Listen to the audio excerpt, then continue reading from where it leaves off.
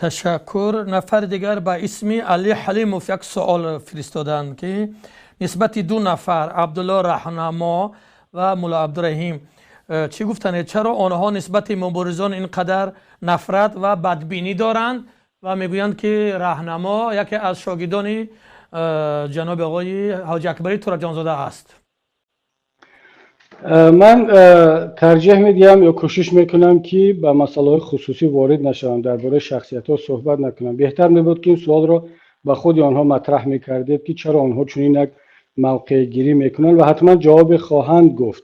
اما در مجموع میتوان گفت که من متاسفم از اون وضعیتی که در ورشو برای مثال مشاهده کردم، نه تنها با این شخصیت هایی که شما نام بردید، بلکه در مجموع کسانی را که من پیشتر همچون اهل علم، اهل اندیشه میشناختم. البته این صفت ها به عبدالرحیم ربط ندارد، منظور من دیگران هستند و خیلی حیف است و جای تاسف هم هست که اهل علم و اندیشه به این حد میرسند که مجبور میشوند جزئی از پروپاگاندا باشند، جزئی از قانون شکنی و ظلم باشند. من بعد از دیدن وضع آنها و صحبت آنها تازه به این نتیجه رسیدم که چرا در اینجا 50-60 سال پیش اندیشمندان و حتی نخبگان فکری آلمان هم مجبور شدند در خدمت یک نظام فاشیستی باشند و تلاش کردند با اون علم و دانششان گیتلر را سفید کنند، اون سیاست های جنایتکارانه زمان خود را سفید کنند و تازه درک میکنند که یک نظام دیکتاتوری چگونه میتواند قادر هست که اندیشه را بشکند، اندیشمند را تا این حد پایین بیارد و تبدیل به غلام خود کند. من بجای آنکه بها بدهم بر رفتار و موقع این شخصها، بیشتر اظهار همدردی و دلسوزی میکنم. متاسفانه این واقعیت همین است. تشکر. نفر دیگر به اسم مسعود احمد شاه سوال نه بلکه یک تهدید هم کردند: اگر شما با رحمان صلح کنید من خودم شما رو میکشم. نمیدونم اگر این سوال است، تهدید است؟ این سوالی هست که در داخلش تهدید هم هست یا برعکس میتواند تهدید باشد که در داخلش سوال هست. برادر عزیز احمد شاه، اگر شما واقعا هم خود را سزاوار به اسم احمد شاه مسعود میدانید، بهترش که از استفاده این گونه تهدیدها خودداری کنید. البته شاید مقصد شما این باشد که میخواید توسط این تهدید و من پیام بفرستید که به هیچ وجه با رحمان صلح یا گفت و شنید نکنم. من تلاش میکنم که به شما بهانه یا دلیل ندهم که باعث کشتن من از طرف شما شود و من باور دارم که شما در نیتتان، در قلبتان این هدف را هم ندارید. اما شما مطمئن باشید که این صورت نخواهد گرفت و رحمان خودش را همچون یک انسانی که دیگر اهل گفتگو و صلح و مذاکره نیست نشان داد، عهدشکنی کرد و الان هم که حالا هستیم با اون رفتارهایی که دارد انجام میدهد، رفتارهای یک نفر نیست که صلح میخواهد، گفت و شنید میخواهد یا آرامش کشور و منطقه را میخواهد. اما این به معنی آن است که پیمان ملی تاجیکستان و شخصا خودی من جانبدار صلح و گفت و شنید و سازش نباشیم. برعکس من فکر میکنم که آن کاری را که با صلح و گفت و شنید میشود انجام داد، چرا با روش های دیگر با برخورد انجام بدهیم.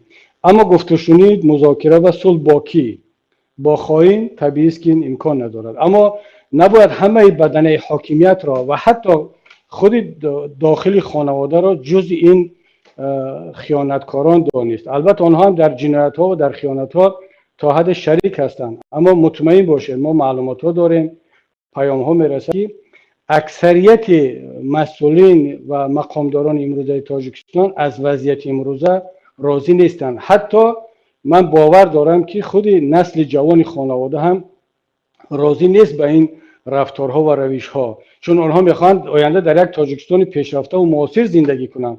میخوان اون بایگری که با راههای دزدی و تقلب و رشوه‌خواری جمع آوردن به یک شکل اون رو استفاده کنند و اونها تماما یک تفکر دیگر دارند. با کسانی که واقعا میخواهند خود را اصلاح کنند، جنایت های خود را سفید کنند و واقعا میخواهند که یک تاجیکستان بهتر داشته باشند و این قدرت و این جوانمردی را دارند که اعتراف کنند، این امکانیت وجود دارد. ما نباید همه راه ها را ببندیم، اما مطمئن باشد که دیگر با شخص خود رحمانوف هیچ جای هیچ امکانیت گفتشنی دیگر نیست. با چند دلیل، حالا من این دلیل ها رو در اینجا دیگر تکرار نمیکنم و انشاءالله که ما هم برای شما دلیل نخواهیم داد که قصد کشتن ما رو کرده باشید. خب تشکر زیاد. نفر دیگر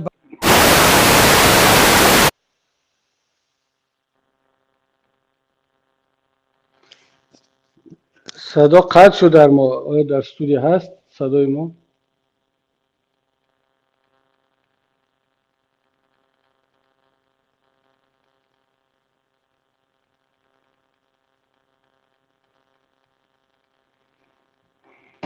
دوستان عزیز در استودیو من صدای شما رو ندارم.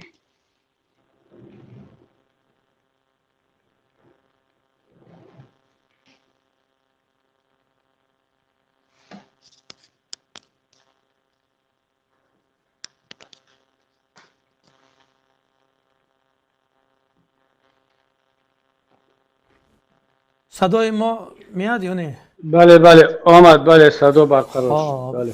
خب گفتیم نفر با اسم عمر یک چند سوال داده است.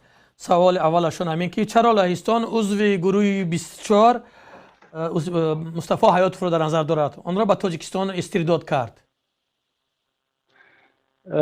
واقعا یک کار تاسفبار شد. من همدردی خود را به این برادر و اهل خانوادهشون بیان میکنم و باید اعتراف کنیم که در مجموع همه جامعه شهروندی موجود در اروپا شاید نتوانستیم این جوان را حفظ کنیم در اینجا و شاید که لازم بود که یک کاری دست جمعانه بیشتری کنیم.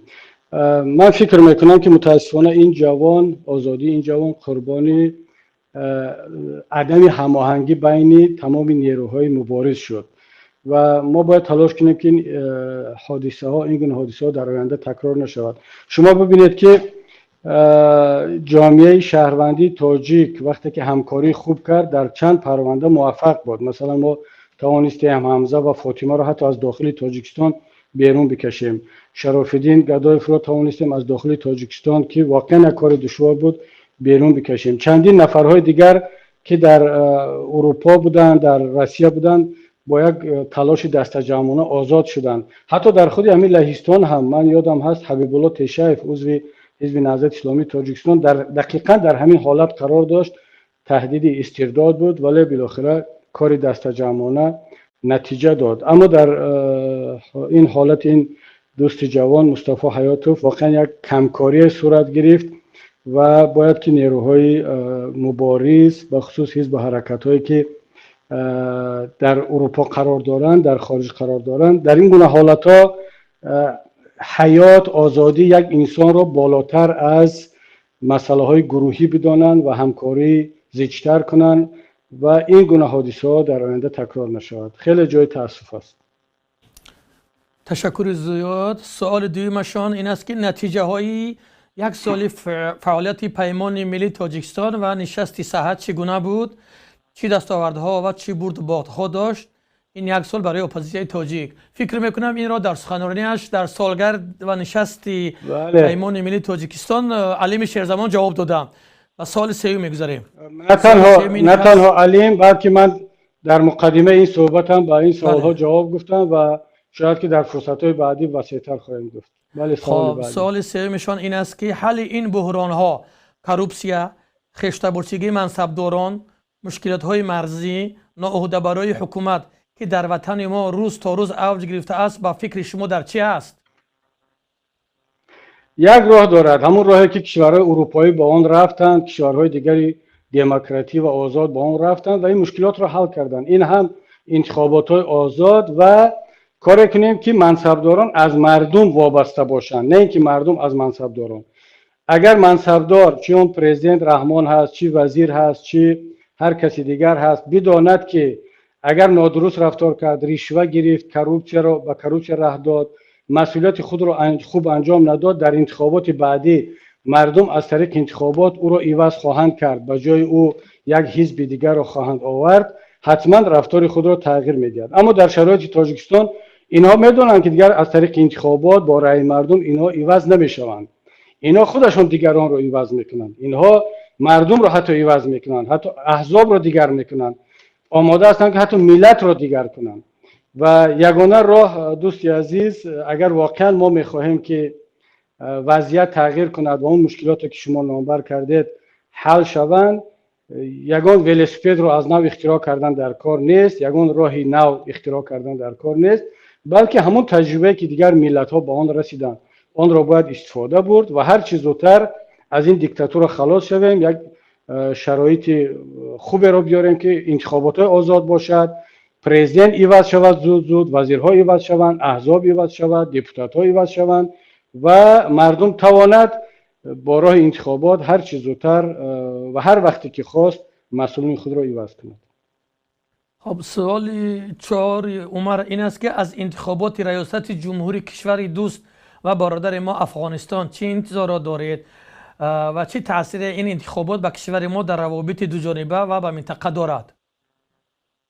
اولش که من امید دارم از همسایگان عزیز خودمان مردم افغانستان با خصوص مسئولین کشور دوست که این انتخابات را طرز جنبست کنند که به نفع ملت افغانستان باشد، به نفع مردم باشد و اجازه ندهند که افغانستان وارد یک بحران جدید شود و افغانستان دچار مشکلات زیاد هست.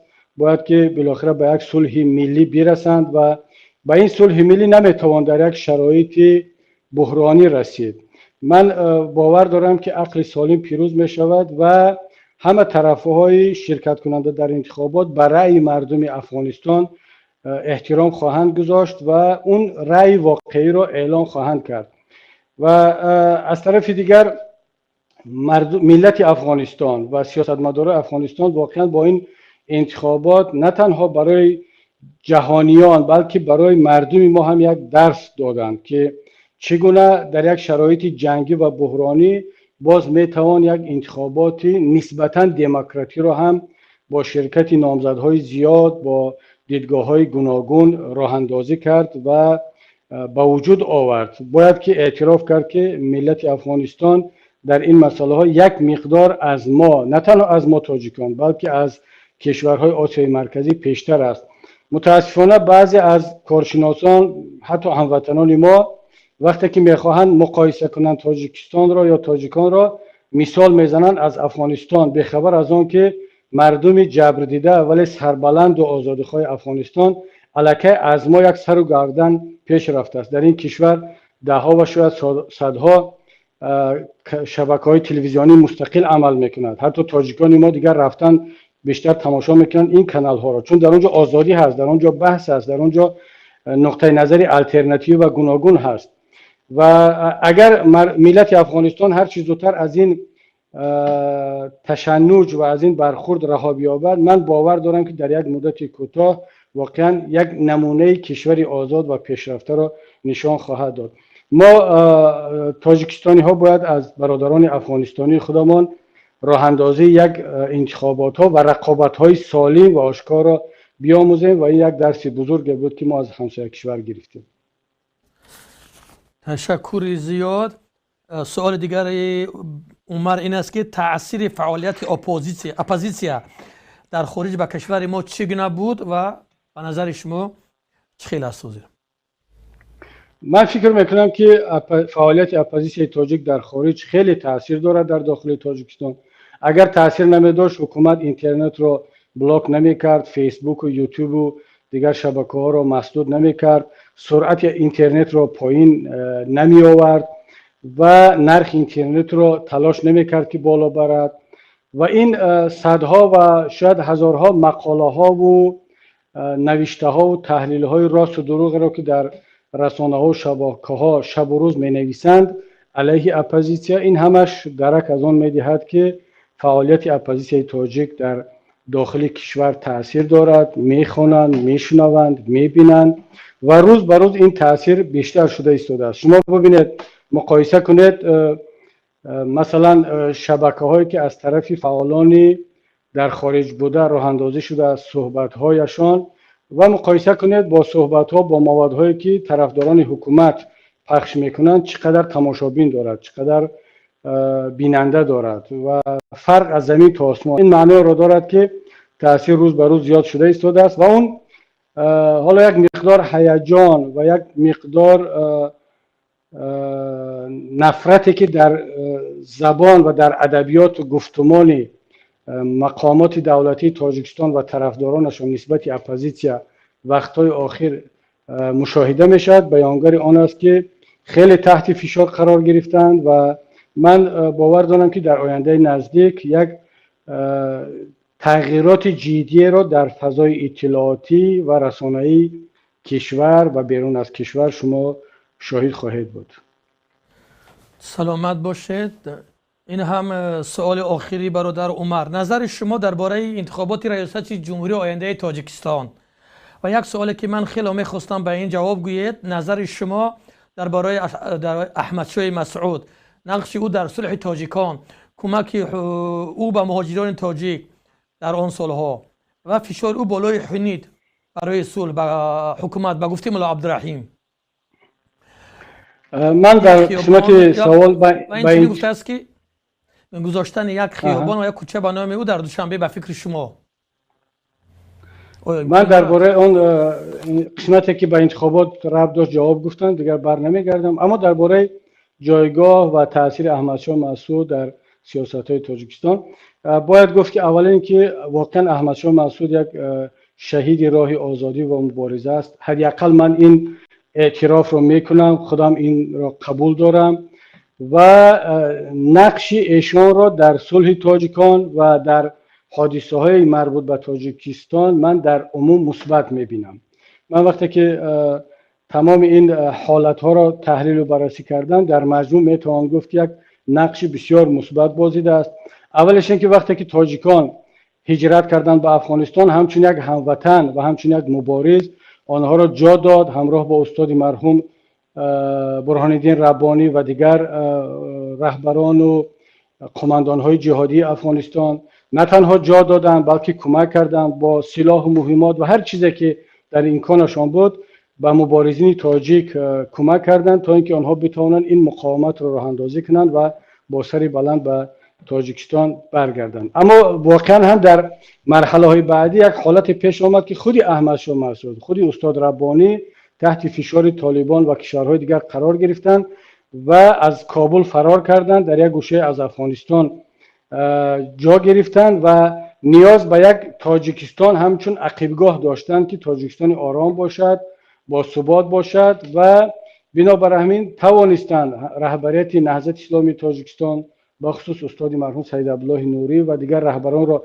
متقاعد کنند که این صلح هر چیز زودتر انجام شود به نفع نه تنها اپوزیسیا است، به نفع همه تاجیکان است، به نفع منطقه هست و این تلاش‌های احمدشاه مسعود و استاد ربانی نتیجه دادند و یک همدیگر فهمی بین طرف‌ها بود. اما باید بدونید که احمدشاه مسعود یک مجاهد بود، یک مبارز بود، یک اسلامی وطن، یک انسانی وطن دوست و دین محور بود. شما هیچ کس نمیتواند شخصیت احمدشاه مسعود را جدا از مبارزه، جدا از دین، جدا از ملت بهاگذاری کند.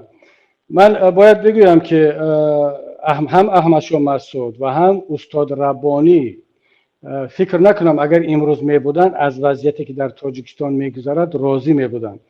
من حالا متاسفانه هیچ فرصت این خوشبختی ملاقات با احمدشاه مسعود را نداشتم، اما میتوانم با امانت از ملاقات با استاد شهید برهان الدین ربانی بگویم. وقتی که دقیقاً یک هفته قبل از شهادتش در حاشیه کنفرانس وحدت اسلامی در تهران ما ملاقات داشتیم، در اتاقی که زندگی میکرد دعوت کردند. خیلی طولانی با هیئت استاد سید عمر حسینی بود، با دیگر بچه ها، شاید کسانی هم که شمس الدین سعید دیگران هم که هستند الان، با هم رفتیم با ایشان صحبت کردیم. ایشان یک جمله خیلی عجیب گفت که من از این رفتارهای برادرم امام علی رحمان را با اسم برادر خطاب کرد. از این رفتارهای برادرم خیلی ناراحتم و اصلا نمیفهمم که چرا چنین هست. نیت دارم گفت یک سفر به تاجیکستان داشته باشم و این حرفایم رو بگویم که ما برای یک وضعیت دیگر تلاش کرده بودیم، میخواستیم که صلح پایدار باشد، همدیگر فهمی باشد، چون دقیقا همون شب و روزهای بود که حکومت تاجیکستان فشار بالای اپوزیسیا بخصوص نهضت را آغاز کرده بود، خیلی شدید بود، بالای حجاب، تراشیدن ریش و داشت مسجدها را میبست و این خبرها در تمام دنیا پخش شده بود و استاد ربانی هم خیلی ناراحت بود از این. همون شب و روز ما انجمن حزب داشتیم، تقریبا ماه سپتامبر بود، ما این کنفرانس در تابستان برگزار شد در تهران و من از استاد خواهش کردم که ما انجمن حزب داریم، همین ماه سپتامبر شما تشریف بیارید به تاجیکستان، دعوت میکنیم و هم در کنفرانس ما شرکت کنید و هم این صحبت‌های خود را با مسئولین تاجیکستان انجام بدهید. ایشان وعده کرد، گفت که میرم دبی و بعد از یک ملاقات دارم و تبابت دارم، بعداً شاید که تاجیکستان برویم. اما 3 روز گذشت از این ملاقات ما که وقتی که دوستان با من خبر دادن که استاد در کابل شهید شد، من خیلی هم شاک شدم و هم تعجب کردم که استاد چگونه در کابل شهید شدن وقتی که در دبی بودن و از تهران به دبی سفر کرد، با ما گفت که دبی میروم. اما بعدا فهمیدم که برای یک ملاقات ویژه با نماینده گویا طالبان دعوت شده است و در اونجا خیانتکارانه به شهادت رسید. من در مجموع میتونم بگم که عیناً همین دیدگاه را حتما اگر احمد شاه مسعود زنده می بود این دیدگاه را درباره وضعیت امروزه تاجیکستان می داشت. هر چیزی که برای زنده نگه داشتن خاطره و یاد این بزرگواران استاد ربانی و احمد شاه مسعود اگر کرده شود، چی با گذاشتن نام ایشان به خیابان یا به هر جای دیگر، ما جانبدار هستیم و آنها سزاوار بیشتر از این هستند.